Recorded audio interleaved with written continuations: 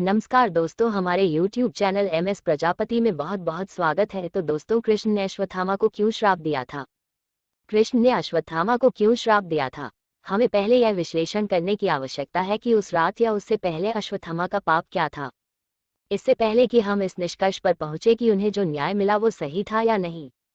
अश्वत्थामा का एकमात्र ज्ञात पाप द्रौपदी के वस्त्रहरण के दौरान दरबार में दुर्योधन का समर्थन करना था। वे द्रौपदी को बहन मानते थे, फिर भी वो उनके बचाव में नहीं आए और दुर्योधन का समर्थन किया। कृष्ण ने अश्वत्थामा को श्राप क्यों दिया था? तो कुरुक्षेत्र युद्ध की आखिरी रात उसने क्या पाप किया था जिसके लिए भगवान श्री कृष्ण ने दिया था अश्वत्थामा को श्राप? आप अगर एक कृष्ण भक्त है तो अवश्य आपको जानना चाहिए। इसलिए इस लेख जब उसने पांडव की छावनी पर हमला करने की यह योजना बनाई तो युद्ध के अन्य दो बचे लोगों, कृपाचार्य और कृतवर्मा, ने उसे रोकने की कोशिश की। वे अश्वत्थामा से अधिक अनुभवी होने के कारण उसे समझाने का प्रयास किया। अश्वत्थामा ने उनकी उपेक्षा नहीं की और उन्हें जबरदस्ती उनका समर्थन करने के लिए कहा, क्योंकि वो सेनापति थे। युद्ध की अंतिम रात, जब दुर्योधन पराजित हुआ और कुरुक्षेत्र युद्ध मैदान में अपनी अंतिम सांसें ले रहा था, उसके मित्र अश्वत्थामा ने अपने पिता और उसके मित्र की अन्यायपूर्ण हत्या से काफी परेशान होकर अश्वत्थामा ने रात में पांडवों के शिविर पर हमला किया, जबकि युद्ध से पहले ये स्पष्ट रूप से परिभाषित किया गया था कि सूर्यास्त के बाद कोई युद्ध नहीं होगा। युद्ध के शासन का पालन करना क्षत्रियों का धर्म था।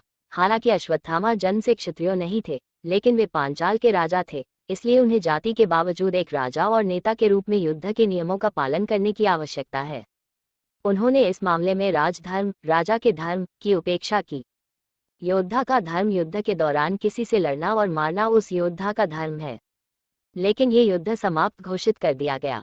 अगर इस पर विचार नहीं किया जाता है तो भी नियमों को स्पष्ट रूप से परिभाषित किया गया है कि सूर्यास्त के बाद कोई लड़ाई नहीं होनी चाहिए।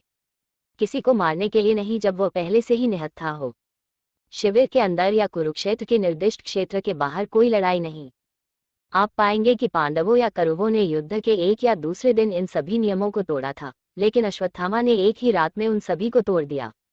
अश्वत्थामा ने धृष्टद्युम्न, श्रीखंडनी और 5 उप पांडवों की निर्मम हत्या थी। उसने पूरे पांडव के शिविर को भी जला दिया, जहां कई सैनिक, बच्चे और महिलाएं सो रहे थे, और कृपाचार्य और कृतवर्मा को सभी बचे लोगों को मारने का आदेश दिया।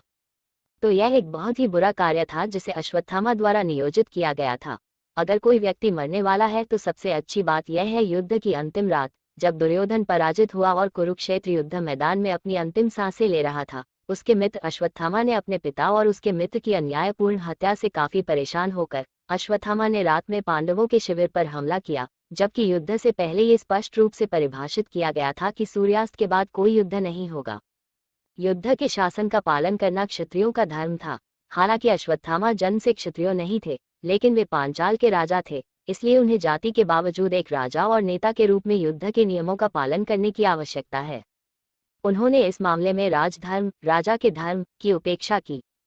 योद्धा का धर्म युद्ध के दौरान किसी से लड़ना और मारना उस योद्धा का धर्म है। लेकिन ये युद्ध समाप्त घोषित कर दिया गया। अगर इस पर विचार नहीं किया जाता है तो भी नियमों को स्पष्ट रूप से परिभाषित किया गया है कि सूर्यास्त के बाद कोई लड़ाई नहीं होनी चाहिए। किसी को मारने के लिए नहीं जब वो पहले से ही निहत्था हो। शिविर के अंदर या कुरुक्षेत्र के निर्दिष्ट क्षेत्र के बाहर कोई लड़ाई नहीं। आप पाएंगे कि पांडवों या कौरवों ने युद्ध के एक या दूसरे दिन इन सभी नियमों को तोड़ा था, लेकिन अश्वत्थामा ने एक ही रात में उन सभी को तोड़ दिया। अश्वत्थामा ने धृष्टद्युम्न, श्रीखंडनी और 5 उप पांडवों की निर्मम हत्या थी। उसने पूरे पांडव के शिविर को भी जला दिया, जहां कई सैनिक, बच्चे और महिलाएं सो रहे थे, और कृपाचार्य और कृतवर्मा को सभी बचे लोगों को मारने का आदेश दिया। तो यह एक बहुत ही बुरा कार्य था जिसे अश्वत्थामा द्वारा नियोजित किया गया था। अगर कोई व्यक्ति मरने वाला है तो सबसे अच्छी बात यह है कि उसे सच बोलना चाहिए। ऐसा माना जाता है कि सच सुनने से मरने वाले को स्वर्ग का मौका मिल सकता है। ये या तो अश्वत्थामा द्वारा अज्ञानता थी या जानबूझकर दुर्योधन को कहा था कि उसने 5 पांडवों को मार डाला ताकि वह शांति से मर सके, जो निश्चित रूप से एक अच्छा कर्म नहीं था, और यह भी एक कारण था जिसके परिणामस्वरूप दुर्योधन को नर्क मिलता है। रात में उसके हमले ने न केवल उसकी कायरता को दिखाया, बल्कि उसके भागने के कार्य को भी दिखाया जब उसने महसूस किया कि पांडव जीवित थे। ये साबित कर दिया कि वो उतना बहादुर नहीं था जितना महाभारत में अब तक दिखाया गया है। अपराध करके भागना एक अनैतिक कार्य, अधर्म है। अश्वत्थामा की मूर्खता, धोखे से उप पांडवों को मारकर भाग निकले अश्वत्थामा। लेकिन कृष्ण और पांडवों ने अश्वत्थामा का पीछा किया, तब अर्जुन ने अश्वत्थामा का सामना किया और परिणाम से डरकर अश्वत्थामा ने ब्रह्मास्त्र का आह्वान किया और अर्जुन और कृष्ण की ओर चला दी। बदले में अर्जुन ने भी उसी ब्रह्मास्त्र का आह्वान किया और अश्वत्थामा के ब्रह्मास्त्र की ओर छोड़ दिया। इसके डर से सृष्टि का अंत हो जाएगा। व्यास और नारद ने हस्तक्षेप किया और दोनों के समझाने पर अर्जुन ने अपना ब्रह्मास्त्र वापस ले लिया। जबकि अश्वत्थामा के पास इसे वापस लेने के लिए विशेषज्ञता की कमी थी। उन्हें सभी ने ब्रह्मांड में किसी दूरस्थ स्थान की ओर ब्रह्मास्त्र के लक्ष्य को संशोधित करने की सलाह दी थी। लेकिन क्रोधित अश्वत्थामा ने अभिमन्यु की पत्नी उत्तरा के गर्भ की ओर ब्रह्मास्त्र की दिशा बदल दिया।